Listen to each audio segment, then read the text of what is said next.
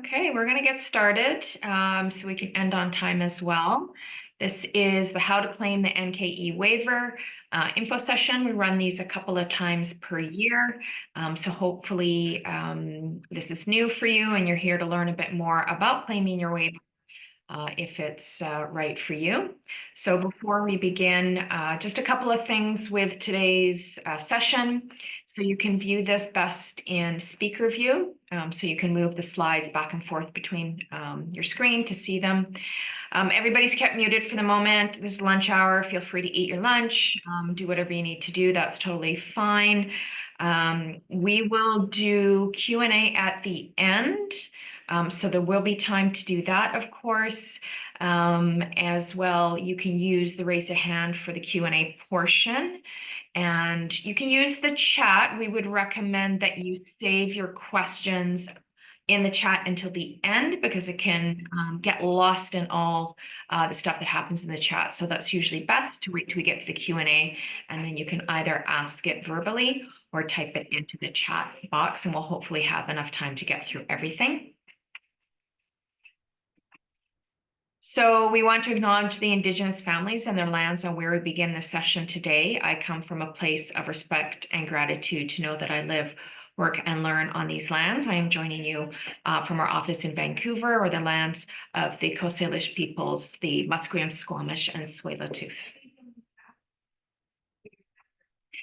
All right, so who's on the call today from our staff? So with me today is Tim Reed, our Member Relations Manager for the Interior and North, myself, Quinn Davey, Member Relations Manager for the Lower Mainland, and Trish Andrea, our CPHR Registrar. So she is all things CPHR here and probably somebody you'll be talking to on your CPHR journey for sure. So today, what we are going to be covering is the National Knowledge Exam Waiver. So we will talk about when to do it, how to do it, who qualifies for this, why, the benefits of claiming your waiver, etc. So we're going to cover all of that today. Just to make sure that everybody, we know that today is just about the waiver. It's just about that first step in earning your CPHR designation. So we aren't talking about the validation of experience, which is a second step to earning your CPHR today. We have another info session for that. So any questions related to experience, etc., we can dig into that in another session, or you're free to check the website or talk to us at any time outside of the session. So today we are just focused on the simple steps required and to get you your waiver and to get you on your CPHR journey quicker.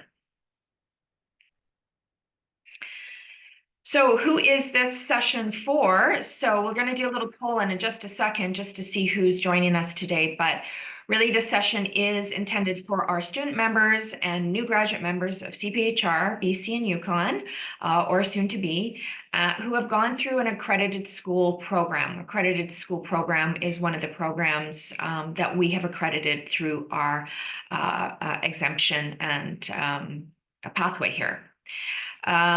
So you're either probably a student there or recent graduate or thinking about it, so that is totally fine. This is our new sort of chart that we help members figure out their route to earn their designation. And so the circled area there is what we are here to talk about. So that first step after being a member and after you finish your program to start your journey as a CPHR is the accredited path. So that particular step is what we're going to dive into today. As I said, the validation experience, the bottom half, we have a separate session for, so we invite you to register for that. I think our next one's March 7th.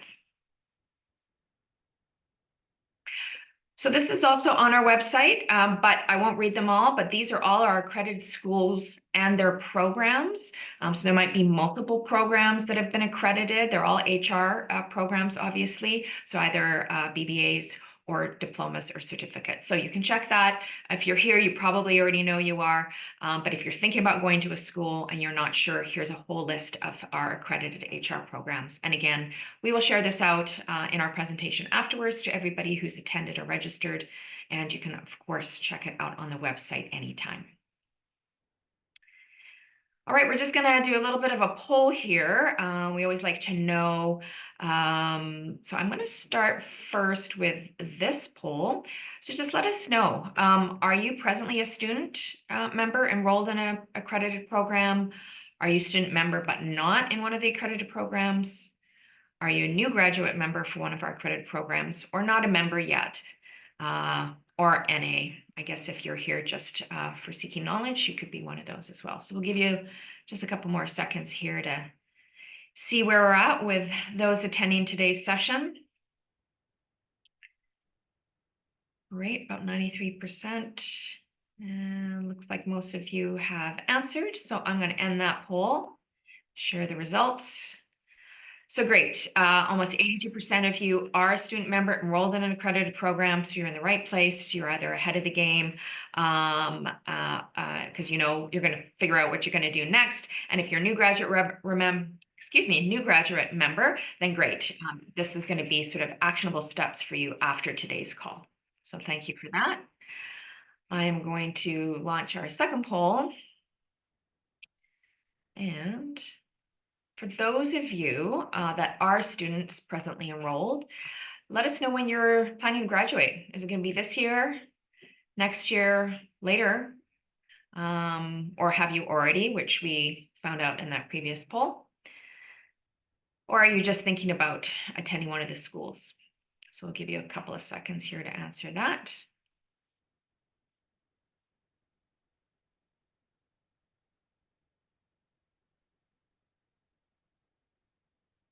All right, so looks like most of you have participated. So I'm going to end the poll there, share the results. So most of you are expected to graduate this year. So excellent. Thank you for answering that. And some of you at about 20% in next year. So perfect. You're in the right place. This is great. Thank you so much for participating in those polls.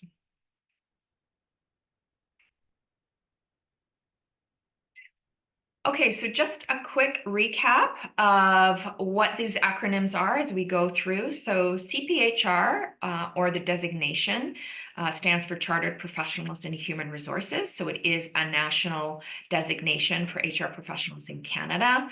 We as an association are CPHR, BC, and Yukon. And then the NKE is the acronym for National Knowledge Exam. So that was back on that slide there with the graph. It's one of the first steps required to earn your CPHR. And you need that to attain it, obviously, first step. And we're here to talk about how, as an accredited school program, you will have a waiver to not have to write the national knowledge exam. So we're going to dig into that.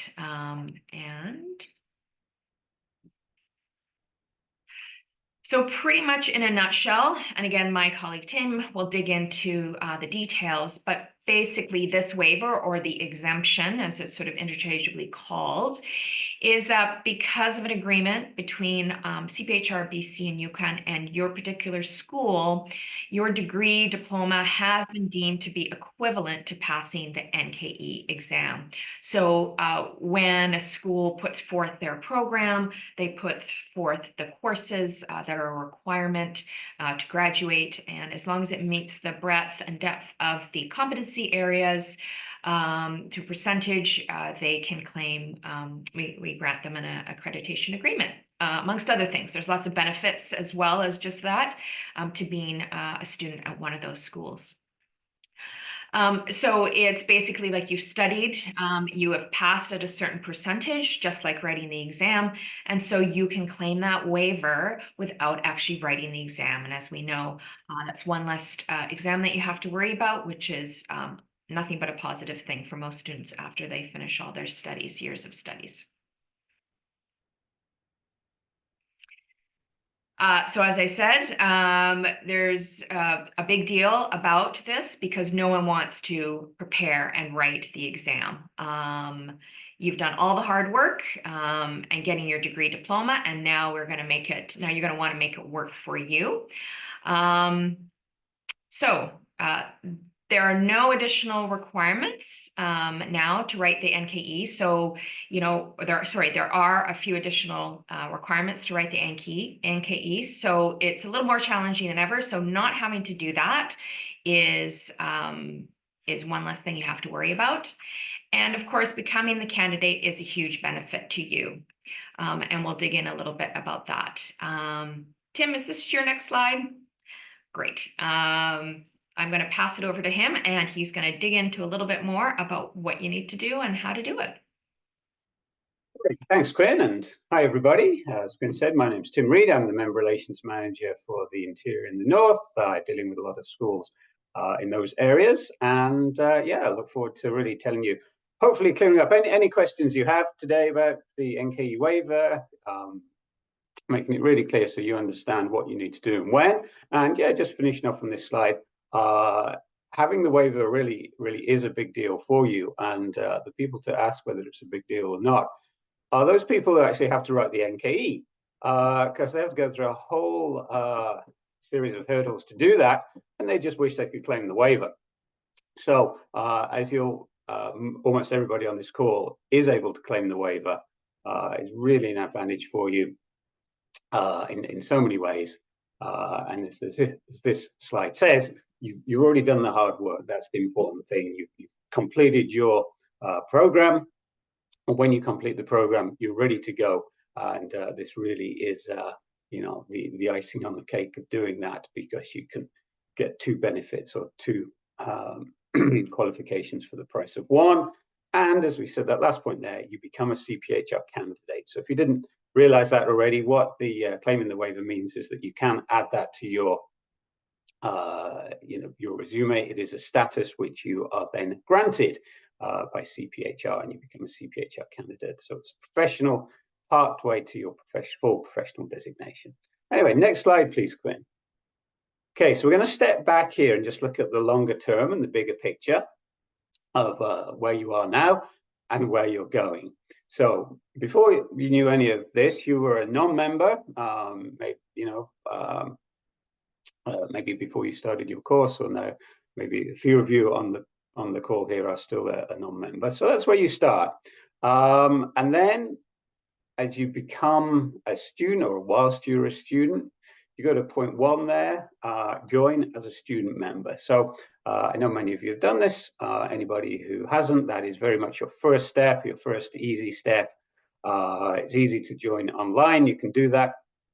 You can get a discount from your accredited school, but at worst case, it's going to be $60 for the year, and best case, it's $45 for the year. So nice. We try and keep that really low cost entry point, and that gets you, full years of full membership as a student. So that's kind of the easy starting point. And then we get to the important part here, which we're talking about today, which is highlighted. When you graduate. So whilst you're a student member on the second step of that ladder, lots you can do as a student, events, activities, industry nights, student summits, which we just had, maybe HRC West case competition, get involved with the HR club, etc., etc. So much you can do as a student, and we recommend you do that. Really immerse yourself in that, and in doing that, you'll get to know a lot of HR professionals through CPHR.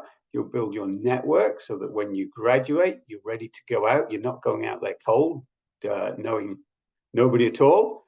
You come out already familiar with CPHR, with HR professionals, and the mentoring program can be a big part of that. Anyway, that's just by the by, because do all that as a student member, and with 80% of you on the call today are student members, you can really, dig into that, get involved.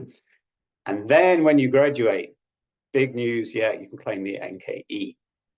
I recommend you do that straight away, because then you become a CPHR candidate straight away. And that gets you on the next step of the ladder up. You want to build up your career as you go. You then develop, once you do become a CPHR candidate, the last step, and this is in the future for most of you, you build up your experience and then you claim your experience. Don't get bogged down in that now. Really, don't get bogged down in worrying about that today. That's for the future. Understand that a little bit later. When you get your experience, then you become a fully designated CPHR. That means you're an HR professional. That is the HR professional designation in Canada, and that's, you know, you're really off to the races then in terms of your career and your full designation. So that's the longer term. That's over a number of years, going from non-member to full CPHR. The important thing today is how to claim the NKE, which is a very important step along the way. Thanks, Quinn. So what are the requirements to claim the waiver? Pretty simple, pretty simple. And this is one thing to remember. You know, there's lots of other parts of the CPHR which you may have read about, and we'll kind of cover those later, but they're not really involved with this part. This part is simply to claim the waiver. You need to become a student member of CPHR BC and Yukon. Most of you are. If you're not, as I said before, can do that easily, quickly today. And then you're a member, so that's box ticked. Secondly, complete your accredited degree or diploma or certificate. I should really just read accredited program with the sufficient pass mark or grade. And that typically is 70% or B minus, depending on how your particular program grades it. But I am sure most of you or all of you will pass with the appropriate grade. And those are the two requirements to go ahead and claim the waiver. So remember, important thing is you can only do it after you graduate. You do need to complete the program and have your final mark provided. So really simple, really simple. Is that the overall grade or each course? That is a good question. I'm just going to jump into that question that's dropped into the chat box. That is the overall grade. That's the overall grade that gets summarized on the official transcript. Trish looks at those, and if it's borderline or there's a question about it, we will look at the HR courses, but most cases that doesn't apply because the overall is good. If it's borderline, as I say, you know, they will be looked at case by case basis. So you know, you can have one that's below and most of them are above, and you're all good. Okay, so this is it. This is the question you've been asking. How do I do it? Okay, that's where I need to do it. How do I actually do it? We get this a lot. You know, people know the concept that they can claim the waiver, but they don't know how. So good news, this is super simple as well. Really, really simple. The highlighted part there, send your official transcript to Trish. There you go. That's, if you only take one thing away from today's session, that is it. When you're ready to do this, send your official transcript to Trish, and Trish will walk you through it. So the first point there is, yeah, you need to be a student member. Oh, important, yeah, become a student member while you're in school. Don't do it after. That opens up a whole world of hurt because it costs a lot more when you graduate. So don't say, oh, I don't want to spend my $60 now. I'll do that later. If you don't join as a student member, it'll cost you roughly $500 after you're a student. So that's not good math. So definitely be a student member now. So it must be art, so you're in the right place. If you're not, jump on that right away. Graduate, send your official transcript to Trish. And she will send you, mostly that is done electronically these days. You can get your official transcript obviously from your school. You know, could go old school and get a hard copy, but why, you know, most people don't do that. It can all be done electronically. And there's Trish, real life person you can see on the screen, lovely person to work with, very efficient, and she receives these, and then she'll very quickly take you through the process, which is a little bit of paperwork. Of course, she'll review it, make sure you're eligible, and send you the appropriate form to proceed with. But that's it. You know, she'll take you through that really quickly, but you've got to start it by sending your official transcript in. Next slide, please, Quinn. Yes, is there a cost? Yes, there is. There is cost to all professional designations. Whatever field you're in, there are many, many designations. Not many HR designations. This is the only HR designation. But if you're in any other field or discipline, there's always fees. We try to keep them really low cost. Our fees are, if you look at professional designations, the full gamut of professional designations, we really are at the very low end of the fees. We have to process this and cover the costs of running the organization and the designation. So it is an exam waiver or an exam exemption fee. Actually, you may be familiar with the term exemption, which is typically what has been used a lot in the past. But so if that term comes up, it means exactly the same as the waiver. But we're really moved to the term waiver. So that's what you'll see in most cases, but don't be thrown by the term exemption. Exactly the same thing. There is the fee to do that. It's $460. But good news, two bits of good news here. It's already less than taking the exam. Remember, you're passing the exam automatically if you got the appropriate pass mark. So it's like, hey, yeah, take an exam, but knowing you've already passed, which is one super nice thing. And the second super nice thing is if you move quickly, you can get a 25% discount off that fee. So it becomes even lower price. Now, at this point, I really have to stress to do it quickly because it is to your advantage to get your CPHR candidacy, to get that status and really get this done. So I always say, get it done the day you get your official transcript, because why wouldn't you? Why wouldn't you want to give yourself that advantage? But in terms of the discount, we give you a nice big window in case you don't get it done on the first day. We give you a year to claim it and still get the discount. So plenty of time to do it. But I always say do it in the first 12 months. In the first 12 hours, not the first 12 months. Because you really, you got that at that point, you're getting your qualification, your program, your degree, certificate, or your diploma, and you're getting and becoming a CPHR candidate right away. So, all that years of studies, in a very short space of time, you've got 2 qualifications, 2 designations there to add to your resume, and you're looking really good. So that's the fee. Trish will just take you through that. And also, put it in context of your overall cost of your education. We know the cost, and everybody knows the cost of education is really high. I mean, you've put years into this, tens of thousands of dollars into this to get your program, and now for an extra $362, you can get another professional designation on top of it. So, I know $362, it's still $360, but it's money very well spent, and you're getting so much for that because it goes, to your benefit, again, to your resume, to your job search. You get a tool in your toolbox, which you can get straight away. Okay, next slide, please, Ben.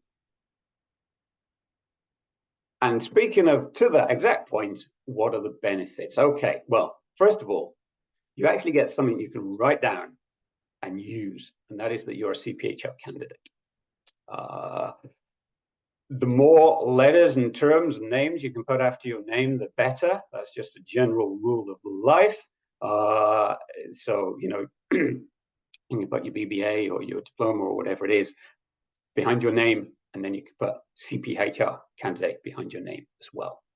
And you can use that obviously in so many places, your signature block, your LinkedIn profile, your business card, anywhere you use, your term, your name, your signature, you'd obviously put that on your work or your personal email, wherever you are, use it, because it's, again, shows people that you've got that qualification. Really boost your resume. If you can imagine, an employer is has a job, an HR coordinator or an HR advisor job, or whatever it is, and they get a stack of resumes or 2 resumes, one exactly the same as the other, but one has CPHR candidacy and includes on the resume that they become a student member or they've been a student member of CPHR and they've taken part in CPHR student events, but otherwise they're exactly the same. Clearly the one that is a CPHR candidate and has that experience and knowledge and understanding of CPHR and the HR professional world is going to be the preferred resume. So again, it's all to do with building your status, your equity, your knowledge and ability, and being able to demonstrate that. And this is something which is a hard and fast demonstration that you have that knowledge in the HR world. So boost your resume. And in many, so it's recognized by many HR managers, because of course, if you think about it, many thousands of HR managers in BC and Yukon are CPHRs themselves. So the person who's looking at your resume knows all about this and will be able to distinguish those with the CP and understand what it means to be a CPHR candidate, but those at the top of the resume pile.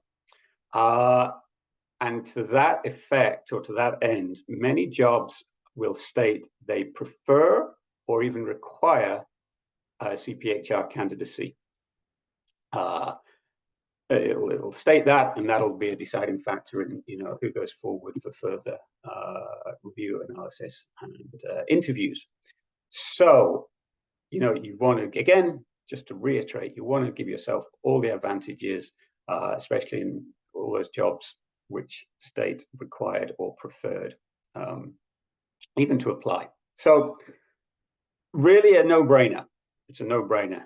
Whatever, this would be for anybody going into any field. Do you want to get a professional qualification in that field? Yes, of course. And this is how you can do it. Okay, sorry, what was the slide? Was there one before that, Quinn, or was that? No. Then what happens? Okay, so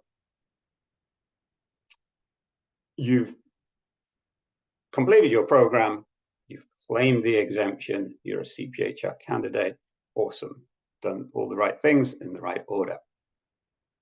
Use that to then progress in your HR career. You've got your first job, which is great.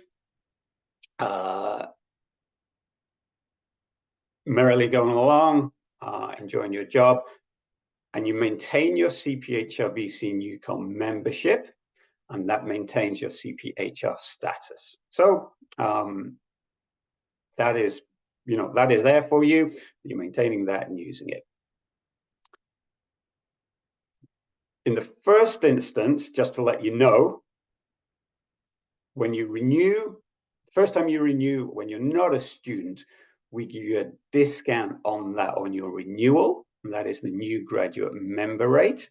So you get a one-time new graduate member rate. It'll automatically kick in, and instead of being a $416 annual membership fee, it's a $200 annual membership fee. We recognize that as you start off in your career, salaries are lower and you may be paying off student debts, etc. So we give you a reduced rate. That's really a bridging rate. It bridges from the very low cost of being a student member to the full cost of being a general member. So rather than jumping up all in one go, there's a new graduate rate. So that's just an FYI to keep in the back of your mind when you graduate. So it's not too much of a shock when you get that renewal in. So then what happens? Okay, looking ahead to the future now. You've got your NKE, that's the first part of this slide. You've added your degree or your diploma or your certificate, and you become a CPHR candidate.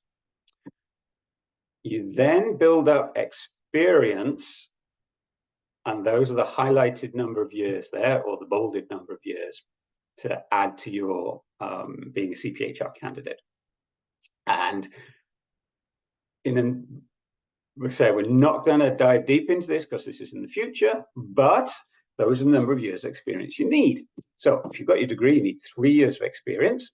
And when you've got your 3 years of experience, you claim that through what we call the validation of experience, and then you become a full CPHR. So at that point, the candidacy drops off and you become a full CPHR. You've done a diploma. By the way, this is the your highest level of qualification. So if, say, you've done a post-bac diploma, but you do have a degree, sorry, post-bac diploma in HR, which many of our schools do, but you have a degree before that, you still only need 3 years. So it's important to point out that the degree, the diploma, or certificate, we look at the highest level of qualification you've done, and that can be in any subject, by the way. That doesn't have to be your HR qualification. So there you go. If you have a degree, you develop your experience, appropriate experience, and then you have 3 years of HR experience. You can claim it. If your diploma, it's 4 years of HR experience. You have a certificate, that's 5 years of HR experience. If you don't have any qualifications, academic qualifications, that's okay. You then just work in your HR position and add 8 years experience to your NKE. At the end of that, great, yes, you become a CPHR, and that's the end goal to becoming an HR professional. Okay, so as Quinn said earlier, if you think you are quite near to that, i.e. you're already a CPHR candidate, you do have some experience, a reasonable amount of experience already, and yes, you can go back. It may be you've come from overseas and you have HR experience from your home country. That does count. And you think this is actually on your radar, yes, come along to the March the 7th VOE experience information. If this is quite a long way ahead for you, i.e., you're not graduating for a while, you don't have experience, you really don't need to worry about this right now, just to put it at the back of your mind that you will need experience at some point, but you've got bigger fish to fry at the moment. You've got your coursework and then ultimately claiming the exemption. So overall, we say, don't get hung up on this.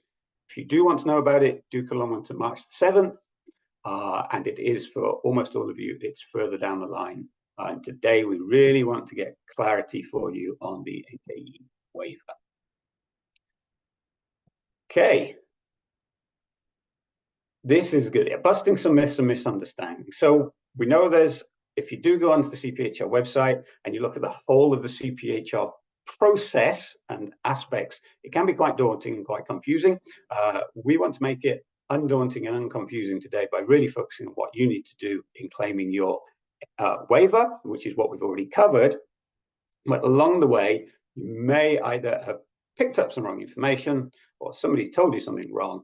And this is where we clear those parts up. Okay, first thing, we hear quite a lot from students.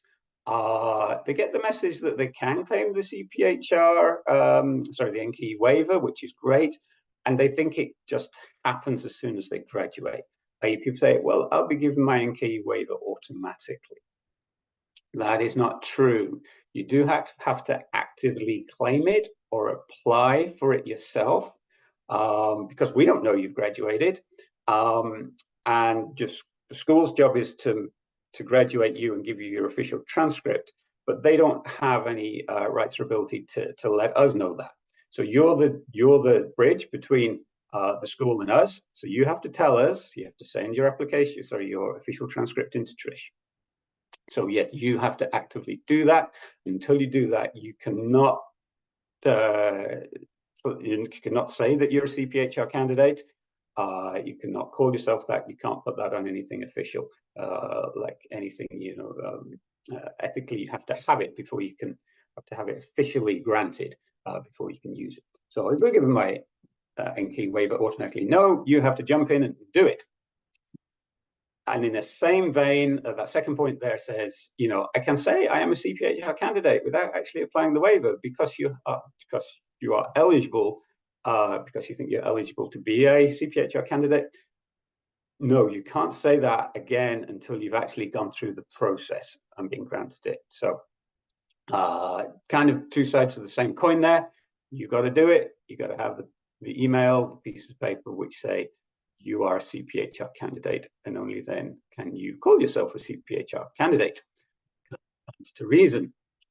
Okay, then people get confused with their years of experience.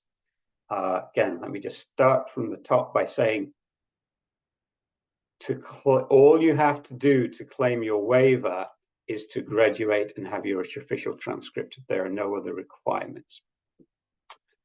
The experience component comes later and after, if you think it's a linear process, and the process is graduate, claim the waiver, then proceed to the experience. So some people, and they still do that, yeah, they say, oh, I talking to them, you know, they graduated a little while ago, and I say, but you haven't claimed, I see you're not a CPHR candidate yet, haven't claimed the waiver. They say, oh no, well I can't, I haven't got an experience yet. And I can't throw my hands up at that point and say, oh no, you do not need experience. You do not need 1 year of experience, you don't need 3 years of experience, you don't need 5, you don't need any experience. You can claim the waiver right there and then, and you should claim the waiver because it's going to help you get experience. Again, thinking of it linearly, being a CPHR candidate will help you get your job. It's not the other way around. Getting a job will not help you get your CPHR candidacy. So when people say, I have to do 3 years of experience before I can claim my waiver, absolutely wrong. You don't, you remember what I said, claim it on the first day. You don't have to wait for anything else. So I hope that clears that up. Right, no consideration or concern about getting experience. You need to get that on your resume right away that you're a CPHR candidate. And then even further down the line, another aspect which people get mixed up with is the thing called CPD hours, Continuum Professional Development. If you've looked on the website, you may have come across this. And what CPD hours, Continuum Professional Development, are only needed when you're right at the end and you're a full CPHR. It's after you become a full CPHR, you need to be concerned about and have the ability to claim CPD hours. As a student member, you don't need to worry about that. As a CPHR candidate, you don't need to worry about that. It does not come into play. And some people say, oh, I haven't got CPD hours this year. I can't claim my waiver. Okay, well, that's mixing two completely different things up. It doesn't apply. Do not worry about CPD hours. By the way, when you do need to worry about CPD hours, i.e. when you're full CPHR, by that time, you will be able to develop your continual professional development hours fairly easily. That's a whole other kettle of fish. Be concerned with that when you get there. Do not be concerned with that now. You'll be able to claim them in various ways of doing it. You need only a fairly modest amount when you do get there. But for right now, for the purposes of your waiver, do not even worry about CPD hours one bit. Ignore them. Similarly to the point above, don't worry about experience. Don't worry about CPD hours. None of that comes into play. Just be worried about claiming your waiver right away. Okay. Next and last slide. Okay, so recapping here, overall big picture, what are we talking about today? How to claim the NKE waiver. Simple answer, send your official transcript when you graduate to Trish. Again, only take one thing away, that's the thing to take away. Just, hopefully you realize the importance and value to you of claiming it. You're doing the work now to do it. That is to complete your program.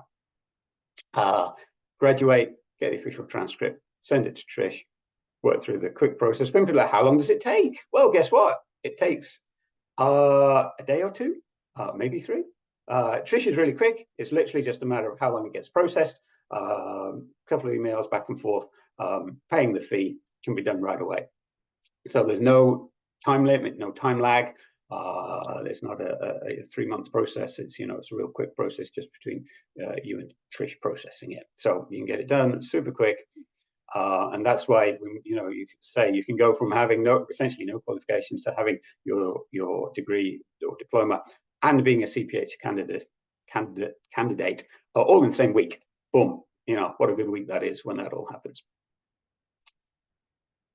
Okay, I think that's our last slide. Yes, it is. So we are going to go to questions now. Now, we probably might have had some pop up in the chat. We invite you to put your hand up and ask a question. We do generally recommend that if you have a particular situation, which is very personal to you, then I'd ask that you don't ask that right now, because we want questions which might apply to a number of people on the call. If you have a very specific question that's really your own peculiar situation, please reach out to us. We do want to answer it, but we don't want to take up everybody's time. So if you have one of those, please follow up with either myself, Quinn, or probably Trish to answer that. But if we have general questions, we'll go for them. We got 2 hands up, so let's go Sharma first, then Ryan.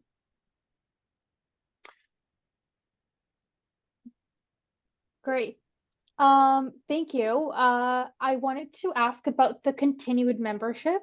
So being a member student, I paid, for example, my renewal a little bit later than Jan 31st. Does that discontinues my student membership, and does that impact my NKE waiver later on? Good question, Sharma. That is a good question, one which everybody will like to know the answer to. Because the good news is, once you become a member for a year, that sticks for a year, even if you're a student. So it doesn't discontinue as a student member. We basically, it doesn't change within the time you are a member. So that is good. You're good if you've rejoined, whether it's, even if it's the last month of being a student. If it's just so happened that your renewal falls while you're a student, and you renew as a student, and then you graduate very shortly after. Good news, you don't need to renew for another year. Mm-hmm. Okay, so nothing changes. You don't get dropped off. You are a member. In our eyes, you are still a member. And then what happens is 12 months down the line, your membership will be renewed, will come up for renewal. And at that point, you'll renew as a new graduate, because you're not a student anymore. Right. Okay. Does that help? Is that fairly clear? Absolutely. The reassurance helps. Yeah, good. Awesome. Yeah. Thank you. Great, thank you. No, that is a good question, and yeah, people get a bit confused. It's really simple. Once you've rejoined, you're good for the year until the next year comes up. Ryan. Oh, Ryan. Yeah. Sorry if this is too personal to me, but I feel like it's broad enough that people might want to know the answer. So I'm in the position where I'm going to be graduating my diploma from Okanagan College in April. So I plan on claiming my exemption and graduating at that point. However, I still want to pursue my degree through night school later. Is it possible to hold the CPHR candidacy while still being a student? Yes. 100%. Yeah, you'll do the right thing. You'll claim your exemption. You'll be a CPHR candidacy. All good. Now, if you're still in an academic program, i.e., doing your degree in your case, you, as a separate, if you like, assessment, you will still be able to renew as a student, because you'll meet the criteria of being a student. You will be able to provide proof of student status, i.e., enrollment in your degree program at that point. And it will be slightly unusual that you'll be a CPHR candidate, but also a student, but you will meet the criteria of both. So I'm right in that, Quinn and Trish, correct? Yeah. Yes, I believe that's correct. Yeah. Perfect. Thank you. Yeah, I know it's a bit of a loophole situation, so I just wanted to make sure that one wouldn't mess up the other. So thank you for the clarification. No, 2 separate things, but both valid. Yeah. And that's another thing I think people get confused is that the designation is separate to membership. So that's a perfect case where, your membership is the status with where you're at until you get to be a full CPHR. But they're 2 different things. So good question there. We'll go to Bala.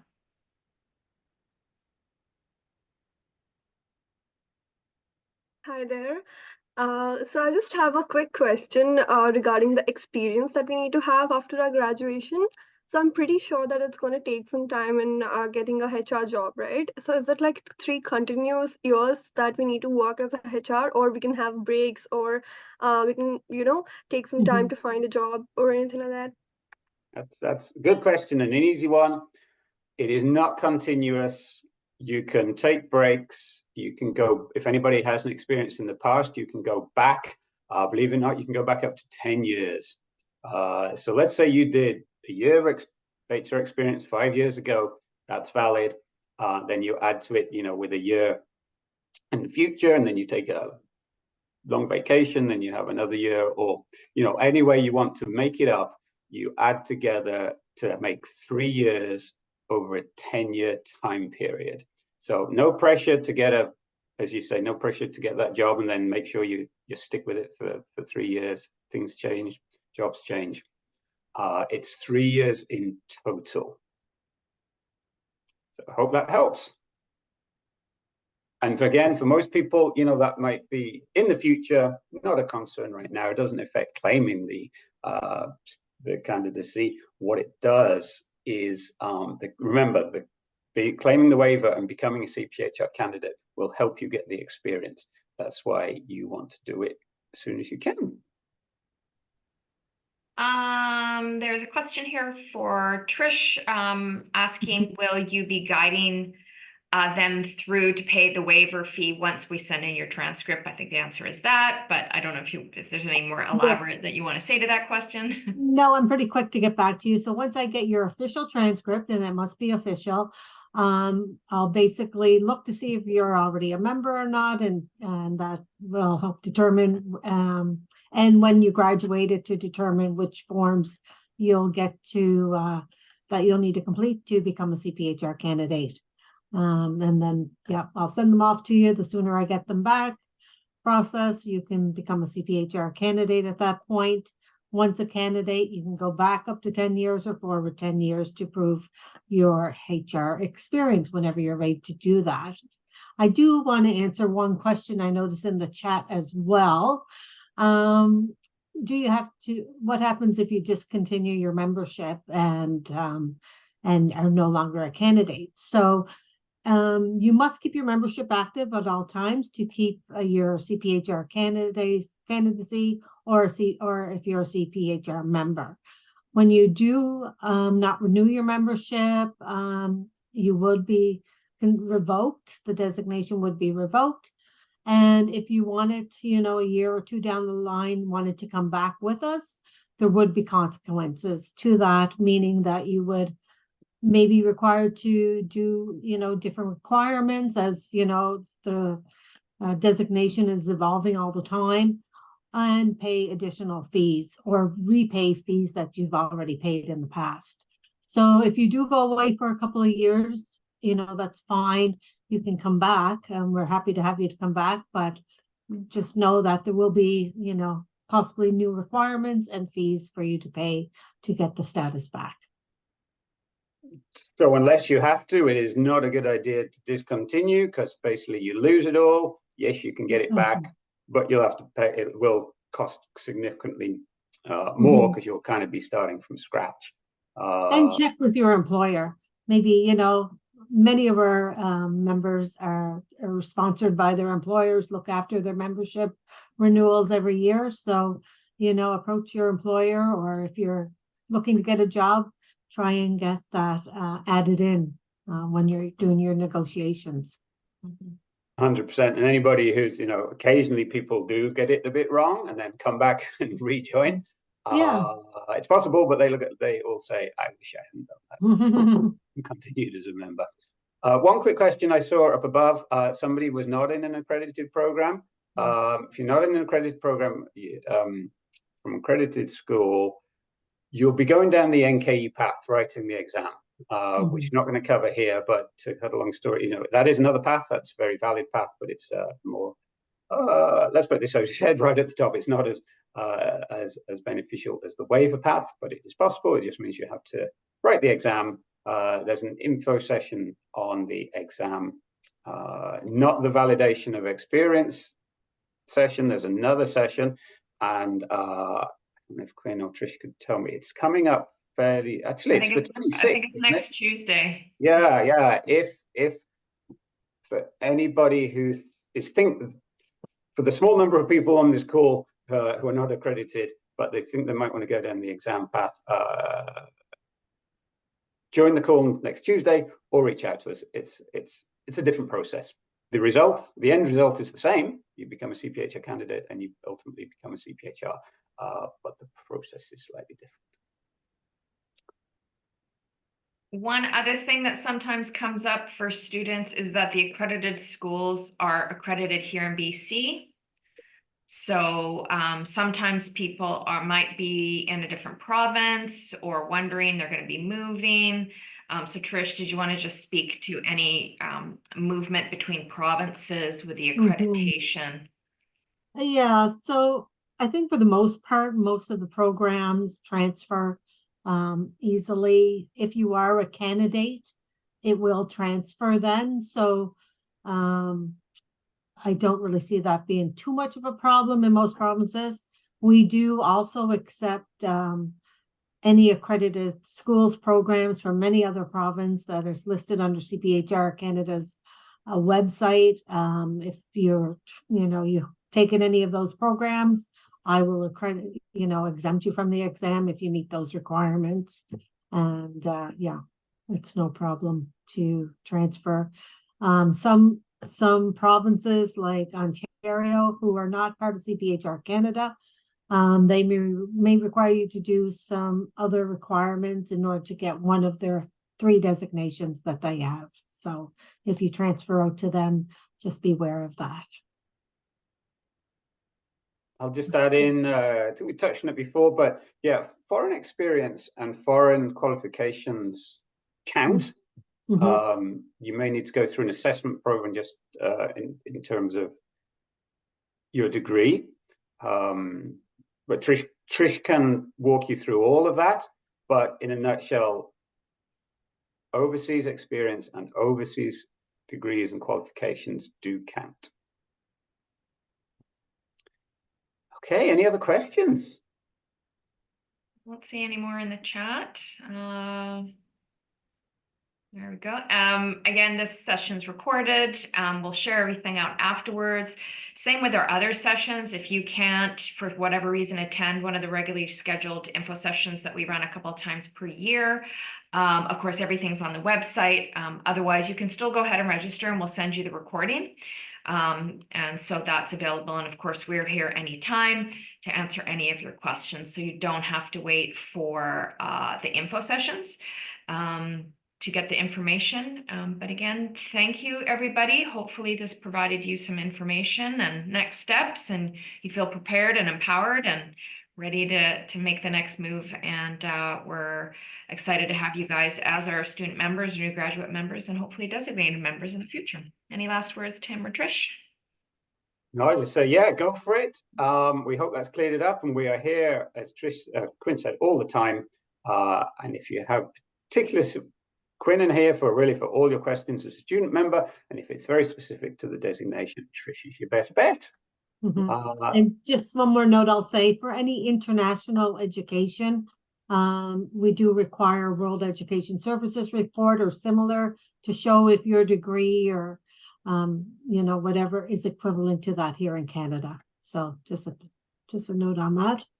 Otherwise, have a great day, everyone, and I look forward to your emails and your transcripts. Thanks, Tim. Thanks, Trish. Thanks a lot. Thanks, everybody. Thanks. Bye.